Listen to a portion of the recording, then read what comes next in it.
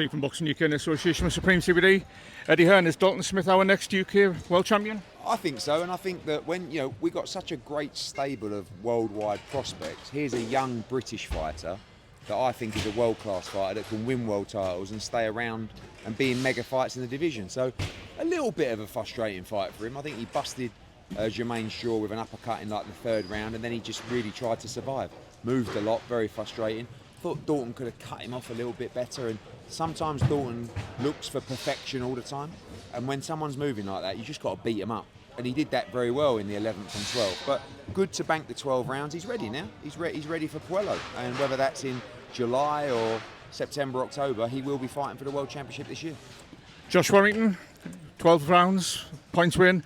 Jamie Conor next. I heard you mention Padley in the ring as well. I think that I was quite nervous for Josh tonight because he hasn't won in 3 years. We were just talking about it backstage, and I could see like he was walking out thinking, this could be it for me if I get beat. And his timing wasn't quite there, and I think he's really struggled with inactivity as well. But he's going to have a big fight this summer, or at the end of the summer.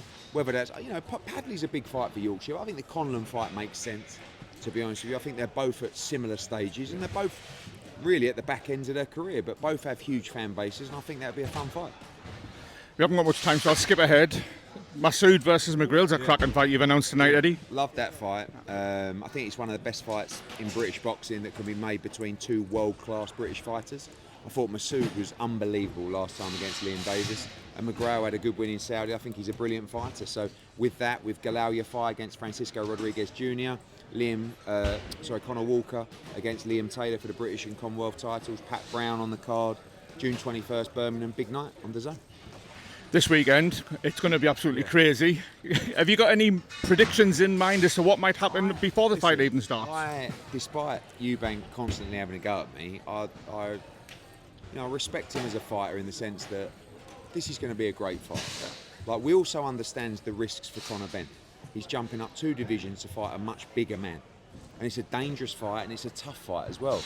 But it's a fight that I believe he wins, and I believe he wins by stoppage. I can see, call it belief, call it delusion, or call it someone that watches boxing and has done for over 30 years. I can see him knocking Junior out inside 6 rounds. He has had the camp of dreams. He has sparred phenomenally well against bigger men than EUBANK and world-class fighters.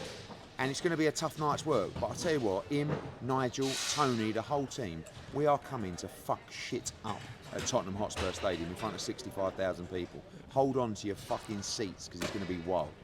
There's the Twitter clip. Eddie, some of us of a certain age can remember EUBANK Senior. Yeah. And am I right in thinking your dad was best man at the wedding? Correct. How does Barry view the fight? Because he's obviously very close to Senior. He's probably not as partisan as you. Have you spoken to him about it? I think he's, quite honest about the size difference, and he thinks that's a challenge. I don't mean to be disrespectful to my dad. I don't think he's watched a lot of Chris EUBANK Jr., to be honest. I don't think he might have watched the Liam Smith fights, but I don't think he realised, I don't think he probably watched him against, in Saudi recently. I think Chris EUBANK Jr. is deteriorating. I think he's getting old. I think his body's breaking down. He's still a decent fighter, but I just don't think, I think he's done in his career, and I think he's fighting for money, which is fine, by the way. He's always fought for money. I don't think he's ever fought for legacy or world championships because he's had the opportunity to be in some big fights for those, especially in the middleweight division. And Conor Benn, yes, he's making a big paycheck. He's absolutely desperate to win for himself, for his name, for his family, everything. And that makes you a dangerous, dangerous man.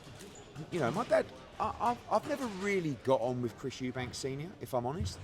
I respect him as a fighter. And listen, he was a big part of my dad's life, and probably like my life, Matchroom, growing up. I mean, I went at every one of his fights. And my dad would never say a bad word about Chris EUBANK Senior. But I am 1,000,000% Team Ben, and so is my dad. Next Saturday. Brilliant. I got the call just here, last one, so very last one. Tyson Fury's in the gym. Have you heard any whispers? Because obviously you'll be keeping an eye for the AJ fight that we all want. Have you heard anything on the grapevine? The positive news is he looks really well, and he looks like someone that could start camp and be ready in 10 weeks, which is like, if he was out boozing and walking around looking a little bit on the overweight side, you think, Jesus, he's going to need 20 weeks. Yeah. But he don't. He looks great. And I've said before, like, I don't think this is a fight that gets made by Frank Warren phoning me up or me speaking to Spencer Brown or whatever. I think they just speak to each other. I think they're that experienced and big names where it might just be a, listen, do you fancy, should we do this? But it's got to come from Tyson Fury, and like, it's not a goading session. I just, and I don't want to pray, but please, Tyson, Yeah, all of us, mate. give us it. But we'll see what happens. Brilliant. Eddie, safe journey home. Cheers, mate. Thank you.